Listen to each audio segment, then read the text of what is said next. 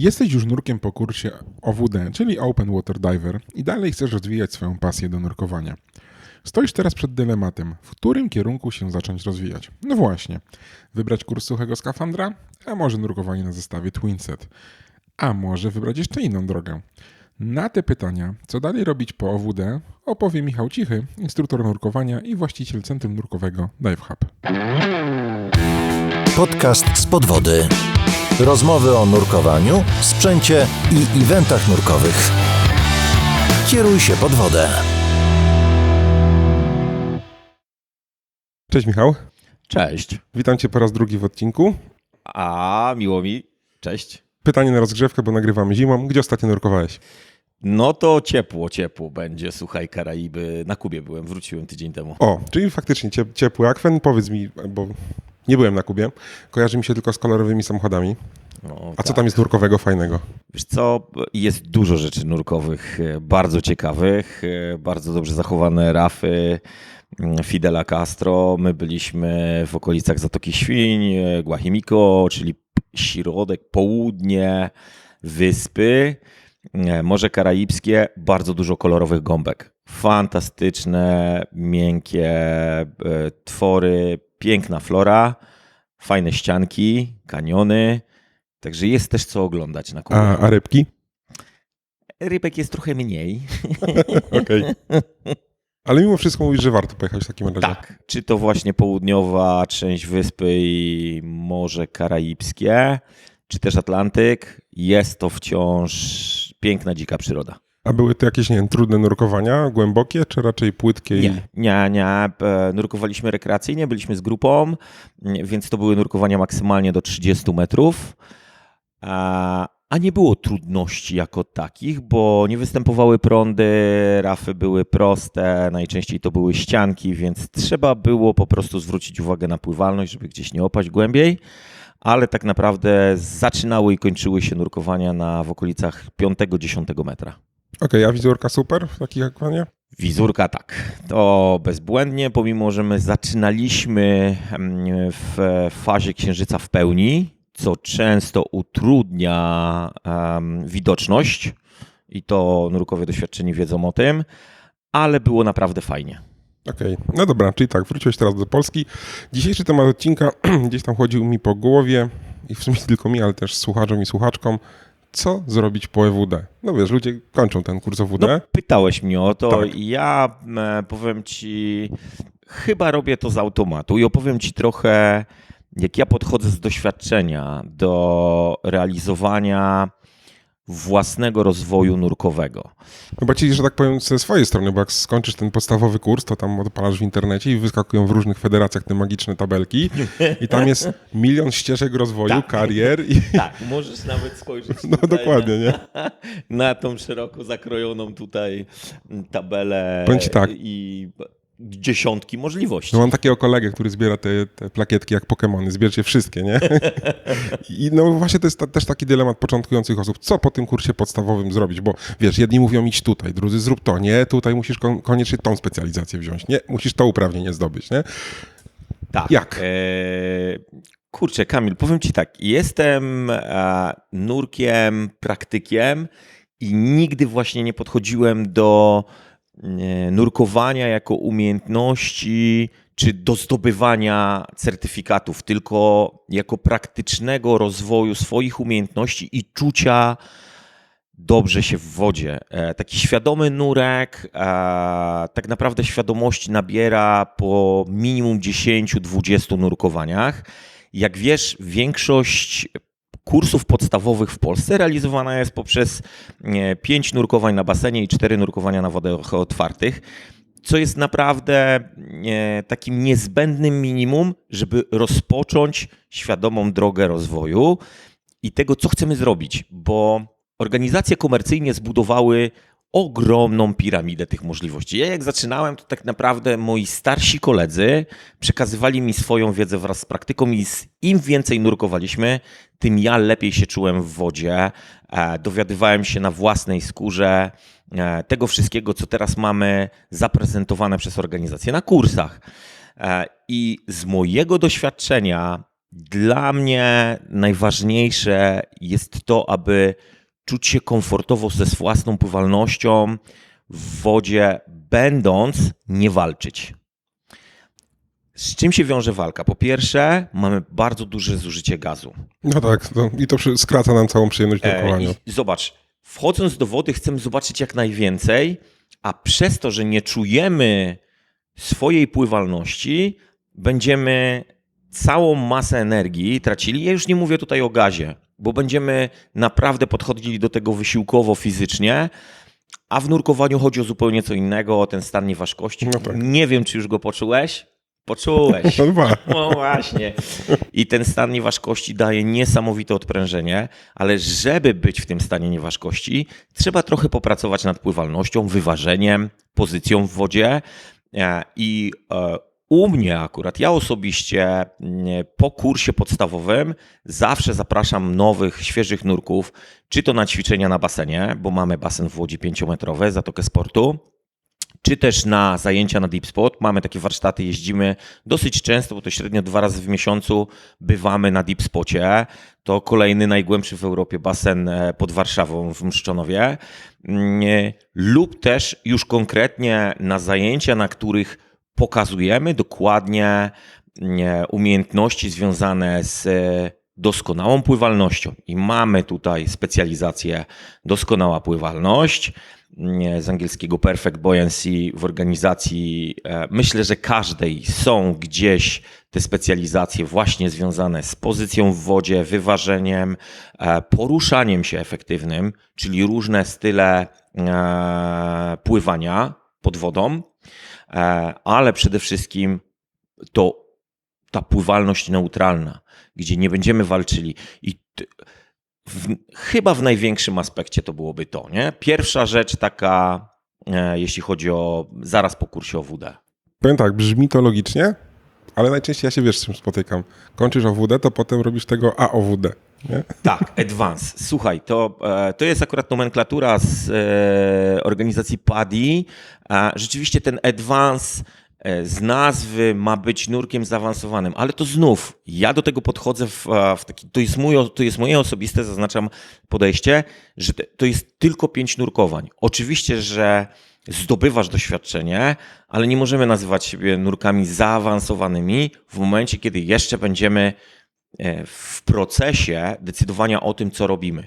Tak naprawdę stopień Advance ma nam pozwolić na zdecydowanie, w którym kierunku chcielibyśmy iść, bo jest to 5 nurkowań pojedynczych z różnych specjalizacji. Możesz wybrać wrakową, suchy skafander, właśnie doskonałą pływalność, czy nurkowanie na wzbogaconych mieszankach, żeby mieć więcej tlenu w mieszance oddechowej na nitroksie, czy nurkowanie nocne, czy jakiekolwiek inne, co mogłoby Cię zainteresować, daje Ci właśnie ten kurs. On rzeczywiście jest następnym krokiem po kursie podstawowym, bardzo często oferowanym, ze względu na to, że nurek na poziomie podstawowym jeszcze nie ma wykształconej tej świadomości, co mógłbym chcieć robić.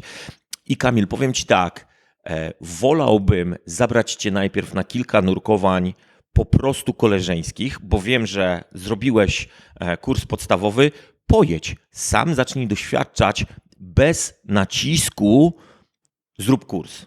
No tak. Dlaczego? Dlatego, że cały czas nurkowanie ma być dobrą zabawą, A nie walką o życie, nie? a nie, wiesz, karierą zawodową. Pędzimy, nie? Przecież my całe życie pędzimy.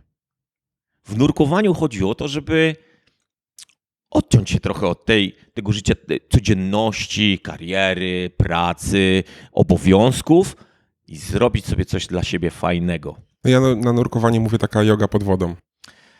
A dla mnie to jest stan nirwany. Ty masz jogę, ja mam nirwanę. To jest fantastyczne. Generalnie ta doskonała pływalność wydaje mi się takim uniwersalną umiejętnością. To niezależnie, czy nurkujesz pewnie w ciepłych wodach, w zimnych wodach, w trudnych warunkach, nietrudnych. To jest coś, co ci się przyda zawsze. Tak. Kamil, to nawet nie nazwałbym tego uniwersalną, tylko niezbędną. Bo są ludzie, którzy intuicyjnie będą rozumieli unoszenie się w wodzie, a niektórzy po prostu potrzebują nad tym popracować. I do tego są odpowiednie techniki, narzędzia. Jest też podręcznik, w którym dobrze jest wytłumaczona cała teoria pływalności i my tutaj przekładamy to na zajęciach praktycznych też na tyle mocno, że mogę spokojnie powiedzieć, że po takich warsztatach jesteś w stanie zrozumieć i komfortowo poruszać się pod wodą. Super. Natomiast wiesz, teraz kolejne pytanie o konfigurację, tak? No bo nurek po kursie podstawowym wychodzi najczęściej. Mówię najczęściej, bo w Polsce czy w krajach skandynawskich mamy taki klimat, że 3/4 roku mamy szaro i zimno. Tak, morsujemy w Bałtyku w sierpniu. Tak, morsujemy w Bałtyku w sierpniu, dlatego bardzo popularna jest konfiguracja nurkowa już po kursie, zupełnie inna niż na kursie. Na kursie najczęściej używamy tak zwanych popularnych skafandrów mokrych, konfiguracji rekreacyjnej, czyli kamizelki rekreacyjnej, zwanej po prostu kamizelką, nie skrzydłem, pojedynczej butli, co wiąże się z pewnymi zmianami, jeśli chcemy iść dalej i nurkować w zimnych wodach. Bo kamizelka mokra zamieni się na suchy skafander, w którym zupełnie inaczej będziemy realizowali naszą pływalność pod wodą.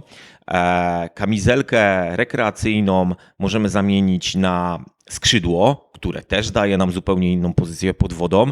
Jest cała masa elementów, które wpływają na to, jak będziemy poruszali się pod wodą. Rodzaj płetw. Słuchaj, to wszystko wymaga tak naprawdę zdobycia dużo szerszej wiedzy niż tego szybkiego kursu podstawowego. To tak jak z prawem jazdy. Nauczysz się jeździć samochodem z 5-biegową skrzynią manualną i nagle, wiesz, przesiadasz się do auta z automatem i ciągle chcesz wciskać sprzęgło, nie? I Tak. zbiórka na przedniej szybie.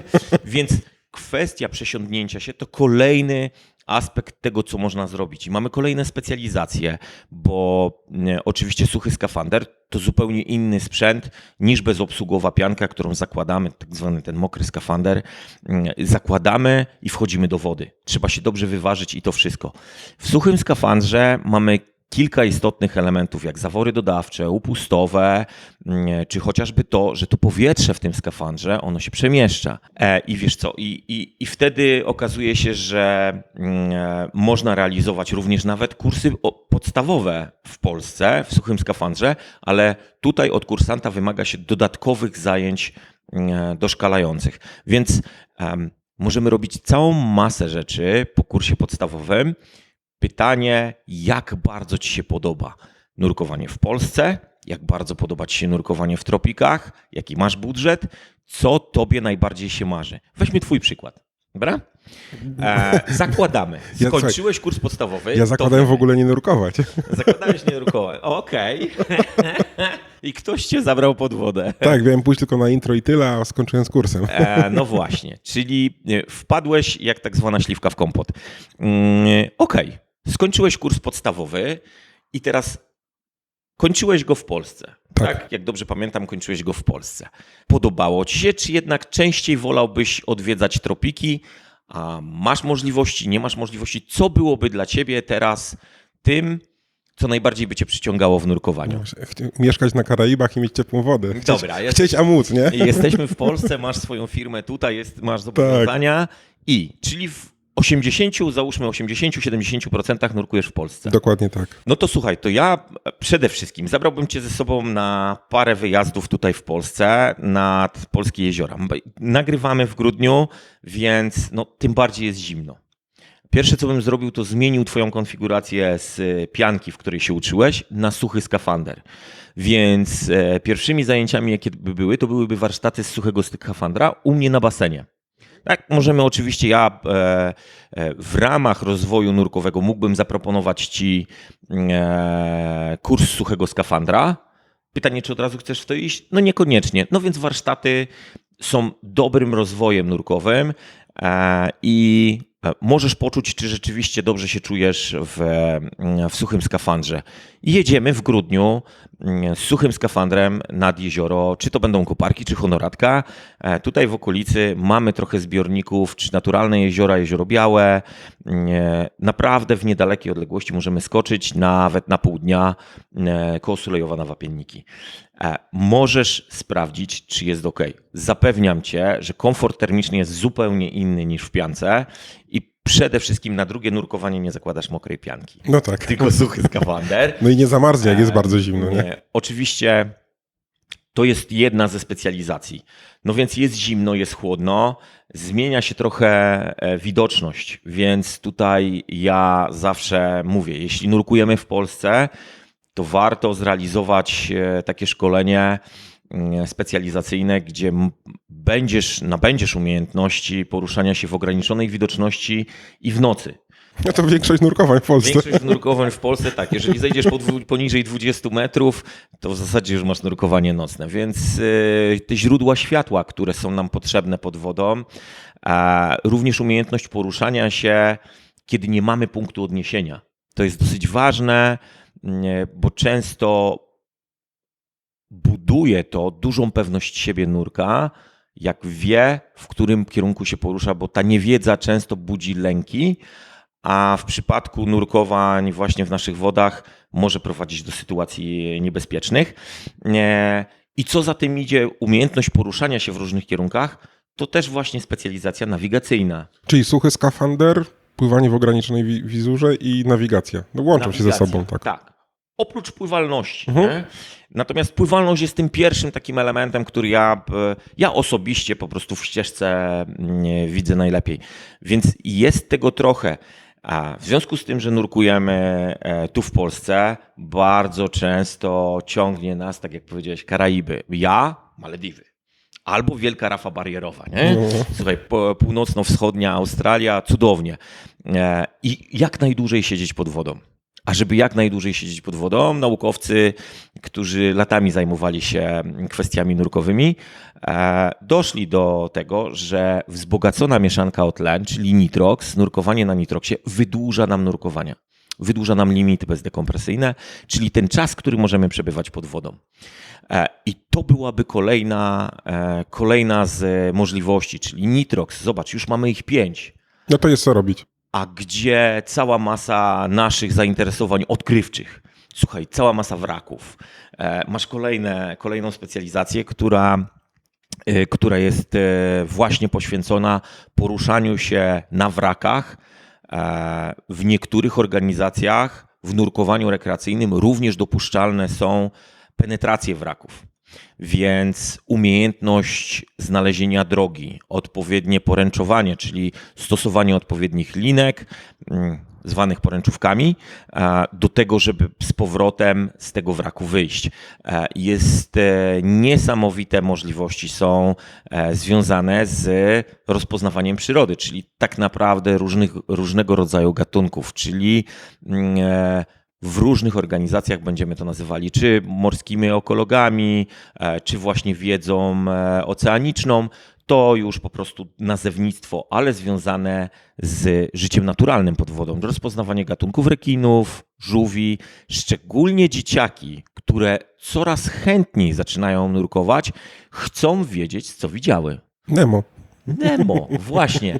A polska nazwa Nemo? Popularna? Błazenek. Błazenek, właśnie. I wiesz, widziałem rybkę Nemo, nie? Tak. Wszyscy wiedzą, jak Nemo wygląda, ale jednak warto czasami poznać te nazwy, choćby łacińskie, czy właśnie popularne polskie, czy angielskie, dlatego, żeby wiedzieć, co tak naprawdę pod tą wodą siedzi, żeby móc się podzielić. Przelecieliśmy sobie po tych polskich nurkowaniach, tam suchy skafander i tak dalej. A jeżeli jednak stwierdzę, że nie, że w Polsce zrobiłem kurs, ale mi się nie podoba, chcę nurkować tylko na tych Malediwach, to czy takie suche skafandry i nitroxy mi się przydadzą, czy tam zupełnie inne specjalizacje robić? No więc zobacz, powiedziałem ci, że ja ze swoich ulubionych miejsc wybrałbym te ciepłe i rzeczywiście pierwsze co to ten nitrox. Ten nitrox, który wydłuży nam czas pobytu, ale nie możemy zejść głębiej. Bardzo często wraki w ciepłych morzach, gdzieś napotykając na rafy, one zderzają się z tymi rafami, ale osuwają się gdzieś na większe głębokości. Ja bym powiedział, że nurkowanie, specjalizacja głęboka, czyli do 40 metrów, jest tym, co może przydać się nurkom w tropikach. Tu w Polsce nie spotykamy się z nurkowaniami w prądzie, a jest to jednak dosyć ciekawa forma przemieszczania się, bo to już jest w ogóle joga i nirwana do 10 potęgi, słuchaj. Ustalasz sobie, i znów wracamy, ustalasz sobie neutralną pływalność. Jesteś tym listkiem w toni i unosisz się i prąd tak naprawdę niesie cię przez całą długość nurkowiska. To są tak fantastyczne doświadczenia, że nie da się tego opisać, to trzeba po prostu wejść pod wodę. I przewijać się, wiesz, National Geographic, wiesz, na twoich oczach w cały ten piękny świat podwodny po prostu przesuwa się wraz z przesuwającym cię prądem. Także nurkowanie w prądzie, powiem ci, że wymaga też odpowiedniej wiedzy. Więc mamy kolejną specjalizację. Nurkowanie w prądzie, nurkowanie głębokie. Ja uwielbiam oglądać takie wachlarzowate, nie wiem czy już widziałeś czy nie, gorgonie. A one bardzo często w tropikach rosną dopiero od 25-30 metra, więc znajdują się głębiej. Żeby móc spokojnie poruszać się na tych większych głębokościach i żeby to było bezpieczne, warto zrealizować specjalizację głęboką. Więc jeśli pytasz o tropiki i to, że będę częściej jeździł w ciepłe kraje niż tutaj męczył się w suchym skafandrze, to zamiast suchego skafandra, zamiast zrobienia nurkowania nocnego czy w ograniczonej widoczności, to zrobiłbym właśnie głębokie. Nurkowanie w prądzie czy wrakowe, żeby dotrzeć trochę głębiej. I na pewno nitrox, żeby w tych najbardziej nasłonecznionych częściach rafy siedzieć jak najdłużej. Wtedy jeśli masz płytkie, wybierasz. Masz w większości centrów nurkowych jest nitrox i możesz wybrać, że tego dnia nurkuję głębiej, będę nurkował na powietrzu, ale dziś będę zwiedzał ogrody rafowe do 12 metra i będę siedział 1,5 godziny. I wiesz, obłęd, nie? Wisisz i po prostu cały ten świat jest przed tobą. Po prostu ja jestem zawsze zauroczony na takich nurkowaniach płytkich. Super, to fajnie to wyjaśnimy, że nie zawsze trzeba ten suchy skafander w takim razie robić. Nie trzeba zawsze robić suchego skafandra. Wiesz, powiem ci, że u mnie, pomimo że znajdujemy się w Łodzi, w centralnej Polsce, gdzie po pierwsze nie mamy dostępu za bardzo do akwenów, to w moim centrum nurkowym jest gdzieś tak pół na pół ludzi, którzy chcą nurkować tutaj w Polsce i realizują swoje hobby poprzez takie właśnie weekendowe wypady, bo w Polsce najczęściej realizujemy takie weekendowe wypady na nurkowanie nad polskie jeziora i jest ich cała masa, czy kamieniołomy, ale druga połowa to ludzie, którzy przyszli zrobić kurs, bo chcą w wakacje nie tylko leżeć na leżaku, ale zobaczyć ten podwodny świat, bo najczęściej jak jedziemy gdzieś na wypoczynek, wypoczywamy nad wodą. No tak. I 3/4 kuli ziemskiej to oceany, więc czy wybierzesz Chorwację, czy wybierzesz Hiszpanię, czy wybierzesz Wyspy Kanaryjskie, Maderę, Majorkę, Ibizę, czy polecisz do Egiptu, Tunezji, Grecji. Zawsze gdzieś te hotele znajdują się nad morzem, żeby było fajnie. Oczywiście, że są góry, mamy Tatry, Alpy, możemy polecieć do Tybetu i myślę, że cała masa turystów znajdzie sobie upodobanie. Natomiast my, nurkowie, rzeczywiście gdzieś, ja osobiście jak wybieram jakieś teraz destynacje letnie, to jest właśnie, w zeszłym roku byłem na Lanzarote, znaczy w te wakacje, tak, w zeszłym sezonie.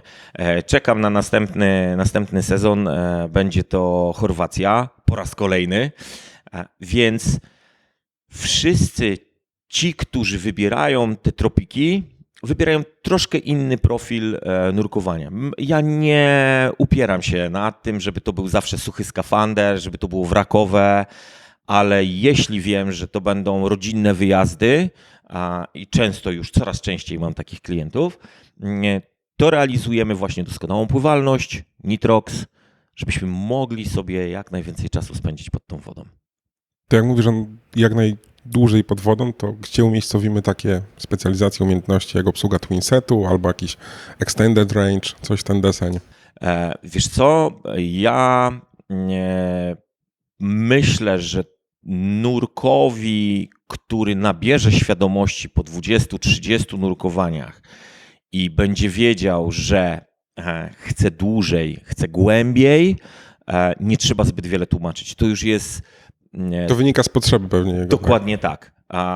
Tutaj już ogromną rolą nas, instruktorów, jest rozpoznać te potrzeby, bo jeśli je przeoczymy, to tak naprawdę taki nurek już świadomy znajdzie sobie sam po prostu ścieżkę i on nie zostanie z nami, tylko znajdzie instruktora, który pokaże mu, ok, tu jest twinset, tutaj mamy 2 razy więcej gazu, więc możesz być 2 razy dłużej nawet w polskich jeziorach. Oczywiście do twinsetu jest zupełnie inna konfiguracja kamizelki wypornościowej, to będzie skrzydło. W twinsetie wykorzystujemy 2 automaty, nie 1, więc to już jest taki rozwój również sprzętowy. Bardzo często odbywa to się poprzez spróbowanie takiej konfiguracji, a ta potrzeba rodzi się często w głowie osoby, która ma większe zużycie gazu. Ja jestem wysokim gościem, mam prawie 2 metry. I wiesz, u mnie uzyskanie niskiego zużycia gazu jest dosyć trudne. Ja oczywiście w ramach doświadczenia już wypracowałem sobie, że tak powiem, to zużycie, ale nie jestem w stanie poniżej pewnego poziomu zużycia gazu zejść. I tak mi przy nurkowaniach głębokich przydałby się twinset. Bardzo często mówi się w nurkowaniu o twinsetie, a z drugiej strony ja uważam go za bardzo ciężki element sprzętu. Oj, tak. I wybieram trochę bardziej komfortowe konfiguracje. Nurkowanie wciąż z butlą na plecach pojedynczą, ale z butlą boczną, z tak zwanym stage'em. Zwielokrotniasz znów zasoby swojego gazu, masz zdublowane źródło gazu, bo będziesz miał drugi automat przy stage'u. Jest dużo wygodniejsze, ponieważ stage może na ciebie czekać w wodzie. I jak miałbym kogoś uczyć albo pokazać komuś drogę do zwiększenia zapasu gazu, to byłoby to najpierw właśnie nurkowanie ze stage'em. To też jest element przygotowania do nurkowań technicznych. Pytałeś o extended range. To są nurkowania z angielskiego przekraczające pewne zasięgi, czyli właśnie poniżej 40 metrów. I tutaj zaczynamy rozmawiać o nurkowaniach technicznych, czyli nurkowaniach, w których już mamy pewne przystanki dokompresyjne obowiązkowe do wykonania, planowanie nurkowania i planowanie wykorzystania swojego gazu. I tutaj wchodzimy na troszkę inny poziom nurkowania. I nie wyobrażam sobie, żeby nurek, który przyjdzie do mnie i powie, dobra, ja chcę stage'a albo ja chcę twinset, chcę nurkować poniżej 40 metrów. Nie ma takich podstaw jak warsztat dobrej pływalności. I zawsze każdy dobry instruktor wchodzi z kandydatem do wody i sprawdza jego umiejętności.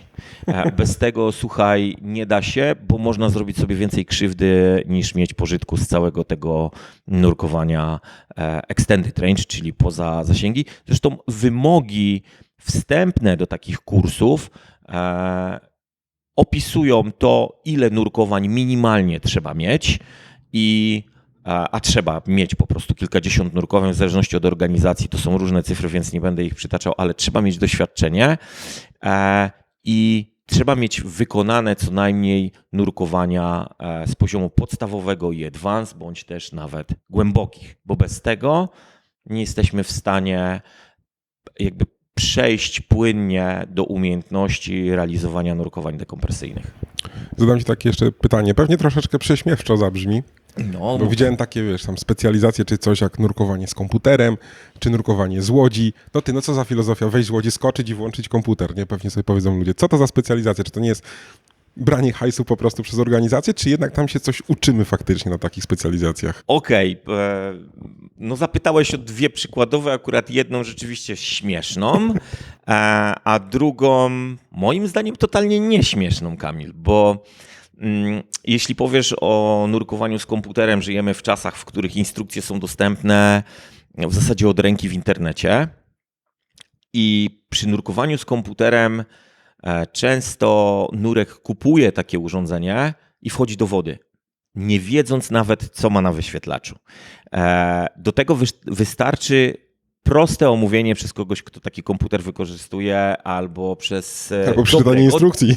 Przeczytanie instrukcji, albo przez dobrego doradcę. Najczęściej my tutaj mamy do czynienia z wieloma modelami i trochę tej wiedzy mamy, więc powiem Ci, w mojej karierze ja nie sprzedałem, czy nie zaoferowałem nigdy specjalizacji nurkowanie z komputerem, a wiemy, że taka jest gdzieś jakaś organizacja ma strzelanie bojki jako specjalizację, więc wiesz, no naprawdę możemy wejść. O tym mówię, o tym naszym wspólnym nurkowaniu, że kolega z doświadczeniem może pokazać Ci, jak strzelać bojkę. No tak. Natomiast nurkowanie z łodzi to kompletnie moim zdaniem jest uzasadniona specjalizacja, ponieważ możesz w różnych warunkach wchodzić do wody i w różnych warunkach wychodzić z tej wody. I powiem Ci, że bardzo często osoby, które nie mają specjalizacji albo nie mają w ogóle doświadczenia w nurkowaniu, jadą ze mną na safari albo wykorzystujemy pontony do wchodzenia i wychodzenia z wody, mają kłopoty. I trzeba to omówienie, przynajmniej częściowe, dotyczące danego elementu wejścia czy wyjścia z wody, z łodzi, omówić ad hoc, w sytuacji, w której ten człowiek, bo on nie wie, jak ma się zachować. No wyjść pewnie jest prościej, gorzej faktycznie wejść już, nie? No więc i tu są takie czynniki, które określają to, czy to wejście będzie bezpieczne i komfortowe i wyjście będzie bezpieczne i komfortowe, czy nie. I warto to omówić, a jest tego trochę. Bo inaczej będziemy poruszali się po łodzi takiej safari, czyli po takiej dużej 30-40 metrowej łodzi motorowej, na której zabierani są nurkowie na wyprawy. Tam czasem windy chyba są co wyciągają. Wyprawowe. Tak, no szczególnie dla nurków technicznych takie windy, ale nurkowie rekreacyjni skaczą z deku. Przy wysokim zafalowaniu trzeba umieć podejść do drabinki, żeby nie zrobić sobie krzywdy. No. To jest ogromna łódź, która nie bierze jeńców. Uwierz mi, jeśli ktoś znajdzie się pod tym pokładem, pod dekiem, z którego się skacze i łódź będzie opadała na dużej fali, może zrobić bardzo dużą krzywdę nurkowi. I to jest sytuacja i wiele, wiele innych, które omawiamy. Wiesz o tym, bo pewnie byłeś już na safari. Nie byłem, ale żegluję, prowadzę jachty, to wiem, jak to działa. Wiesz, właśnie, masz doświadczenie morskie. Słuchaj, bardzo wiele osób zatyka toalety. O Jezus. Trochę krępujące sytuacje. Może to nie typowo nurkowe, ale to też jest elementem mojego szkolenia. Ja realizuję szkolenie w ten sposób, że informuję osoby, które jadą na taką łódź wyprawową, że toaleta morska to nie taka toaleta jak u nas w domu. Tam odpady papierowe muszą znaleźć się w zbiorniku obok, a nie w toalecie, bo skończymy rejs. I wtedy taki delikwent musi się pobawić trochę w szambonurka. I to nie jest miłe, więc słuchaj, tych szczegółów jest trochę, jeśli chodzi o nurkowanie z łodzi, ale popatrzmy tutaj, wiesz, jakie rzeczy tak naprawdę realnie spośród tych kilkudziesięciu specjalizacji można by doszukać. Moim zdaniem większość jest jak najbardziej uzasadniona. Mamy nurkowanie na wysokości. Wyobraź sobie teraz, że gdzieś jesteśmy w Szwajcarii i jeziora szwajcarskie są powyżej 1000 metrów. No tak, to wiemy z kursu podstawowego, że inne tabele nurkowe wchodzą. Dokładnie tak, są inne te głębokości teoretyczne. Mamy oczywiście zaawansowanie nurkowanie wrakowe, czyli z poruszaniem się wewnątrz wraku, z penetracją. To też wymaga dodatkowej wiedzy. Powiedziałeś nurkowanie z łodzi. Nurkowanie kawernowe, czyli w niezamkniętych jaskiniach, nurkowanie jaskiniowe, czy cenote, czyli meksykańskich jaskiń, nurkowanie zawodowe, czy nurkowanie z osobami niepełnosprawnymi. Nurkowanie zawodowe jako pracę podwodne, czyli też można dokonywać jakichś konserwacji, czy basenów, czy śluz. To tutaj nurkowie mogą wykonywać po właśnie uprzednim takim kursie. Z takich ciekawych kursów, które mi się gdzieś tam w głowie kojarzą, no to jest na przykład kurs jakiegoś ratownika nurkowego pewnie. Dokładnie chciałem właśnie teraz Ci powiedzieć o tym, że zwiększając swoje umiejętności, zaczynamy wchodzić na poziom, na którym dostrzegamy otoczenie. Pamiętaj, że my zawsze wchodzimy z partnerem. Tak. No sam ja w swojej historii nie wszedłem ani razu sam. Jeśli wszedłem sam, to byłem na linii asekuracyjnej, w porcie wykonywałem jakieś prace. Natomiast no masz partnera, na którego należy zwrócić uwagę. Czy on nie jest spanikowany? Czy wszystko jest z nim w porządku? Czy go skurcz nie złapał nawet? Czy dopiął suchy skafander? Pozdrawiamy Krzysia. Tak, to prawda. Właśnie to jest to. I na kursie takim nurka ratownika, tu nie chodzi o stricte samą nazwę tego ratownika, tylko jesteśmy kimś, kto jest w stanie zaoferować pomoc, ale też z drugiej strony, jak mamy doświadczonego nurka, on też jest w stanie nam w każdym momencie pomóc. I na tym polega też podwyższony komfort wraz z doświadczeniem nurkowania i poczucia bezpieczeństwa pod wodą. Więc mamy nurka ratownika, mamy nitrox, mamy też kolejny aspekt. Skoro już zaczynasz nurkować, dobrze się czujesz z tym nurkowaniem i zaczynasz dobierać swój sprzęt, to tak naprawdę o ten sprzęt należałoby zadbać. Oczywiście w takich miejscach jak nasze centrum nurkowe, my serwisujemy, jesteśmy autoryzowanym centrum serwisowym, czy Technisaba, czy Oceanika, czy Techline'a, czy wielu innych marek. Również przy suchych skafandrach jesteśmy autoryzowanym centrum. No tak, ale nie zawsze jesteście pod ręką. Nie zawsze jesteśmy pod ręką. Nie wszystkie naprawy możesz wykonać, ale są naprawy konserwacyjne, które możesz wykonać po to, żeby ten sprzęt długo ci służył i w odpowiedni sposób. Zadbanie, dobre umycie, dobre wypłukanie sprzętu, czy zadbanie o to, żeby on cały czas dobrze pracował, bo po nurkowaniu, czy w wodzie słodkiej, czy tym bardziej słonej, zawsze gdzieś tam należy o ten sprzęt zadbać. I również są takie kursy. My często je organizujemy. Teraz będzie najbliższy w lutym, ponieważ mamy chwilę spokoju. Dużo osób z naszego centrum nurkowego woli jednak to ciepło, lato i sezon trochę przerywają, więc robimy takie nienurkowe specjalizacje. I tą nienurkową specjalizacją jest właśnie specjalista sprzętowy. I tutaj uczymy się tego, jak zadbać o ten sprzęt, żeby on nam służył jak najdłużej i był niezawodny, że za każdym razem jak wejdziemy do wody, to ten sprzęt nie strzeli nam psikusa.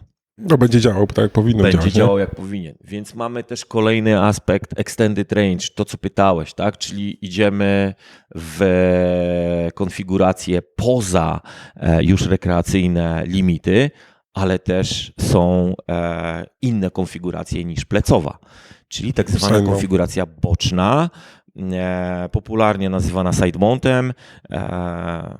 Uwielbiamy, w nurkowaniu chyba uwielbiamy to zmienianie czy używanie oryginalnej nomenklatury językowej, czyli side mount.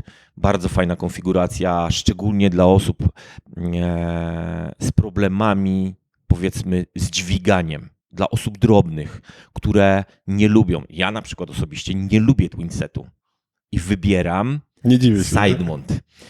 Bardzo, bardzo wygodna formuła wejścia do wody i ubrania się, czy założenia butli dopiero do uprzęży w wodzie. Naprawdę ułatwia to samo poruszanie się między akwenem a miejscem, w którym się ubieramy. To widzisz, już teraz mi się nasuwa, jak w sidemoncie bez butli, ale z łodzi skoczyć do wody, tak? Dokładnie. To rozumiem kurs z Łodzi. Z Łodzi. Tak, a to jedno wskoczyć bez butli albo z 2 butlami sidemontowymi pod pachą, tak? To też wymaga pewnych umiejętności. Także kurs sidemontowy. Słuchaj, tu jeszcze jest kilka takich specjalizacji. Maska pełnotwarzowa. Mnie, powiem ci, ciekawi independent diving. Okej, to jest krok, który pozwala na świadome wykorzystanie sprzętu i muszę tylko ci wyjaśnić to słowo independent diving, żebyśmy nie mieli tutaj wątpliwości, czym jest nurkowanie, często omawiane jako nurkowanie solo. No właśnie, samodzielny nurek. Nie? Samodzielny nurek. Tu nie chodzi o to, że masz wejść do wody sam. Bo żadne standardy nurkowania rekreacyjnego w żadnej organizacji nie mówią o tym, że nurkujemy, że wolno nam nurkować samemu. Te kursy stworzono po to, żeby nurek, który staje się właśnie takim samodzielnym podwodniakiem, taką jednostką pod wodą, na którą grupa nie będzie czekała. Jaki to nurek? Fotograf, Okay. archeolog, ktoś, kto przeszukuje dno, robi to wchodząc z partnerem pod wodę. Pamiętaj o tym, że tu chodzi o to, że wchodzimy zawsze z partnerem pod wodę, tylko w sytuacji awaryjnej mój partner, robiąc zdjęcia kawałek dalej, i ja możemy mieć na tyle dużą odległość od siebie, że możemy nie zdążyć pomóc sobie w sytuacji awaryjnej. I nurek solo czy independent ma na tyle rozbudowany i zdublowany sprzęt zgodnie z zasadą redundancji, czyli maksymalnego zwielokrotnienia ilości sprzętu nie przekraczającej przytłoczenia. W taki prosty sposób laicki tłumacząc. Chodzi o to, że masz mieć 2 źródła gazu, zdublowane urządzenia informacyjne, 2 narzędzia tnące, 2 źródła wyporności. 2 płetwy. O, 4 nie weźmiemy. Słuchaj, z 1 płetwą da się pływać. To Wiem, prawda. bo kiedyś mi spadła i nie mogłem jej znaleźć. Ale rozumiem, czy to jest Ale da taki się. nurek, który może na siebie liczyć, w razie czego po Tak. prostu. Ta wiedza z tej specjalizacji ma pozwolić na komfortowe nurkowanie pomimo wystąpienia sytuacji awaryjnych, w których nurek da sobie radę i ma sobie dać w każdej sytuacji radę. Lub po prostu na tyle sobie dać radę, że ten drugi Żeby partner przypłynie do na przykład. partnera dotrzeć. Więc tu o to chodzi w tej niezależności. Mamy być taką jednostką niezależną na czas rozwiązania problemu. Więc no to jest ważne, żeby pamiętać o tym, bo często ludzie wyobrażają sobie, że okej, dobra, zrobię solo divera, czy tam independent divera i mogę sobie iść sam do wody. Okay. No tak, to tak się tylko wydaje. ich odpowiedzialność. Jasne, no tak. Standardy natomiast mówią o tym, że zawsze nurkujemy z partnerem. Mamy jeszcze, a propos grudnia, i mam nadzieję, że będę mógł cię zaprosić na fajną zabawę, wycinanie przerębla i No właśnie, nurkowanie podlodowe. podlodowy, właśnie. Nurkowanie podlodowe. Słuchaj, to jest jedno z moich ulubionych nurkowań. Dlaczego? Dlatego, że w nurkowaniu podlodowym tak bardzo nie chodzi o istotę i nie celem jest zanurzenie, tylko istotą tego nurkowania jest cała otoczka. Ognisko na brzegu, kiełbaski, dziewczyny nienurkujące czy osoby nienurkujące robiące jakąś gruchówę w garnku, my przygotowujący całą infrastrukturę. Musimy wyciąć przerębel. Najpierw przede wszystkim trzeba sprawdzić grubość pokrywy lodowej. Tak, właśnie, musi być lód. Ona musi być minimalnie, to jest 12 cm w moim przypadku. Na 7-centymetrowy lód bardzo rzadko wchodziłem. Nie mam takiej potrzeby. Wolę się dobrze bawić i bezpiecznie. Wycięcie przerębla, no więc piła odpowiednio przygotowana, odpowiednie zabezpieczenie brzegu, śruby lodowe, liny asekuracyjne, odpowiednio przygotowane. One muszą być złożone w odpowiedni sposób. Więc jest to cała otoczka, która daje taki fan. Potem złożenie tego sprzętu, wejście do wody, więc jakieś plandeki, wiesz, żeby tego śniegu nie nanosić sobie na sprzęt nurkowy. No i jest mega, mega fajna zabawa i samo wejście do wody już, asekuracja, lina z partnerem, pod wodę związani, nauka komunikacji na linie z supportem na powierzchni, czyli z osobą, która nas wspomaga i przytrzymuje na linie, więc tu się wiąże w ogóle, to jest taka wypad zbiorowy, nie? Bo to jednak tak. potrzebna banda ludzików, żebyśmy coś fajnego zrobili.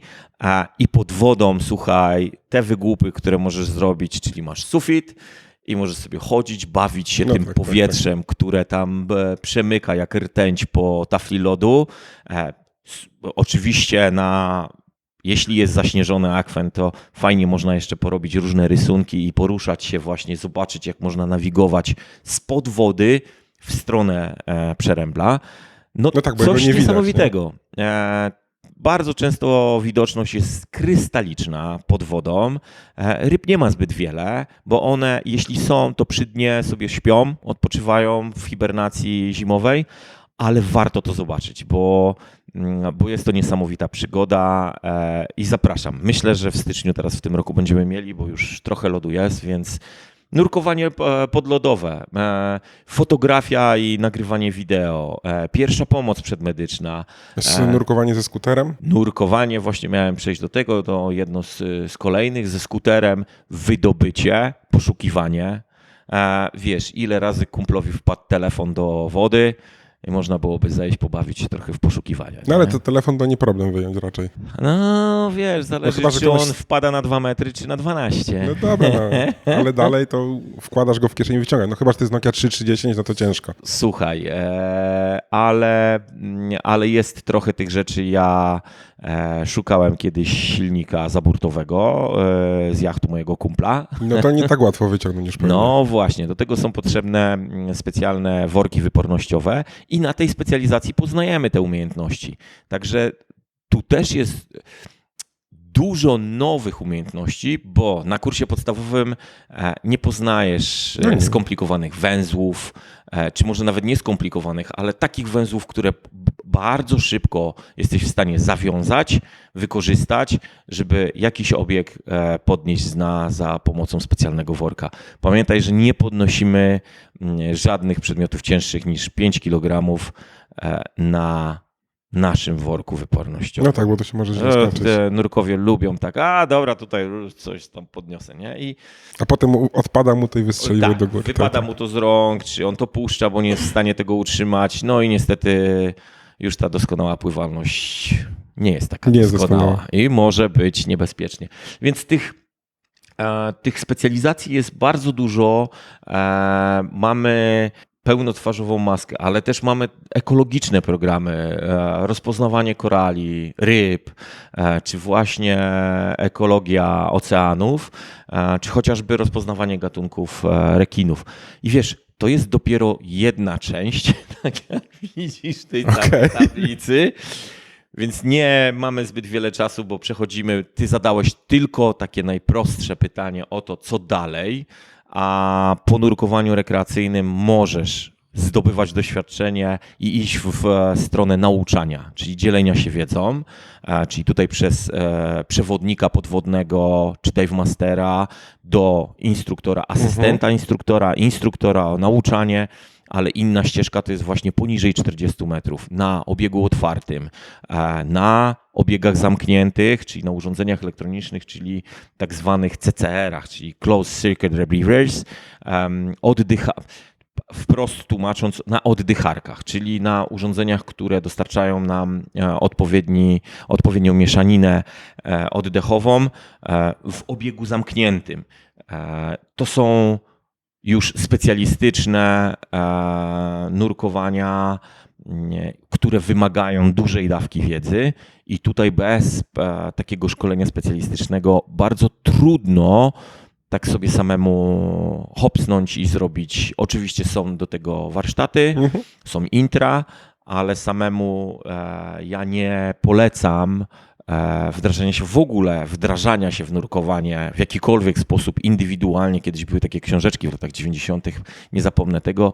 Nauka żeglowania w weekend, nauka nurkowania w weekend. Te książeczki były naprawdę strasznie trywialne. no można sobie zrobić krzywdę. Teraz często na chińskich portalach są proponowane jakieś tam maski z małą butlą litrową, którą możemy sobie sami pompką napompować. Można sobie zrobić krzywdę, nie znając podstaw fizjologii, nie znając podstaw dekompresji. Jest to niebezpieczne, po prostu. Dlatego zawsze polecam po kursie podstawowym wybranie centrum nurkowego, znalezienie gdzieś takiego, które najbardziej nam odpowiada i rozpoczęcie nurkowania. Super. Podoba mi się, jak to przeszliśmy od tego, że doskonałej pływalności na dwie takie ścieżki, ciepły, zimny nurek, Tak. bo to tak się fajnie. A potem już twoja kariera nurkowa wynika pewnie faktycznie z twoich potrzeb, ale te pierwsze umiejętności to jest coś taki base, bym powiedział, który warto zrobić. Tak, warto skupić się na tym, żeby te umiejętności były. To tak jak z każdym jednym sportem, z każdym jednym hobby. Oczywiście możemy wybrać się w szpilkach do Doliny Kościeliskiej i to nie będzie problem. Możemy też przepłynąć nie mając doskonałej pływalności, ale o ile wygodniej, bezpieczniej i fajniej jest zrobić to z pewnymi umiejętnościami, dlatego ja zawsze polecam nurkować. I tym miłym akcentem kończymy ten odcinek. Dzięki, Michał, w takim Dzięki razie. bardzo. Dzięki, do usłyszenia, cześć. Cześć. Dziękujemy za wysłuchanie odcinka. Każde odtworzenie, każde udostępnienie, polubienie czy komentarz to dla nas bardzo cenne wsparcie. A jeśli podoba Ci się nasza twórczość, możesz wesprzeć nas w serwisie Patronite. Mamy nadzieję, że zechcesz przyłączyć się do współtworzenia Spod Wody i dorzucić swoją cegiełkę do tego projektu.